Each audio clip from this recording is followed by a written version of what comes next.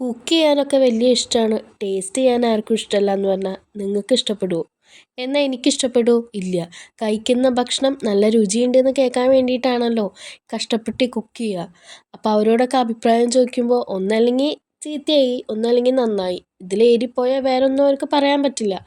അതുകൊണ്ട് കൂടുതലൊന്നും അഭിപ്രായം ആരോടും ചോദിച്ചില്ല. എല്ലാവരും കൂടി സന്തോഷത്തോടെ ആ ഭക്ഷണം കഴിച്ച് കഴിഞ്ഞു. ഭക്ഷണം കഴിച്ച് കഴിഞ്ഞപ്പോൾ കിച്ചണിൽ പോയി നിറച്ച് പ്ലേറ്റ് ഒക്കെ കഴുകാനുണ്ടായിരുന്നു. അത് കഴുകിയതിന് ശേഷം എല്ലാവരും അവരുടെ കാര്യങ്ങളായിട്ട് ബിസിയായി. നമ്മളെപ്പോഴും മറ്റുള്ളവർക്ക് വേണ്ടി സമയം കണ്ടെത്താറുണ്ട്. എപ്പോഴെങ്കിലും നമുക്ക് വേണ്ടി നമ്മൾ സമയം കണ്ടെത്തിയിട്ടുണ്ടോ? ഉണ്ടാവില്ല. കല്യാണം കഴിഞ്ഞ മിക്ക പെൺകുട്ടികൾക്കും അതായിരിക്കും അവസ്ഥ. ഇങ്ങനെ നമ്മൾ നമുക്ക് വേണ്ടി സമയം കണ്ടെത്താനായിട്ട് ശ്രമിക്കുക. ഇവർക്ക് എല്ലാവർക്കും നമുക്ക് സമയം കണ്ടെത്താൻ പറ്റുമെങ്കിൽ നമുക്ക് തീർച്ചയായും നമുക്ക് വേണ്ടി സമയം കണ്ടെത്താനായിട്ട് പറ്റും. അതിന് വേണ്ട വലിയ കാര്യങ്ങളൊന്നും വേണ്ട. ചെറിയ ചെറിയ കാര്യങ്ങൾ. ഇപ്പോൾ ഫോർ എക്സാമ്പിൾ പാട്ട് കേൾക്കാൻ ഇഷ്ടമാണെങ്കിൽ രാത്രി പാട്ട് കേൾക്കുക.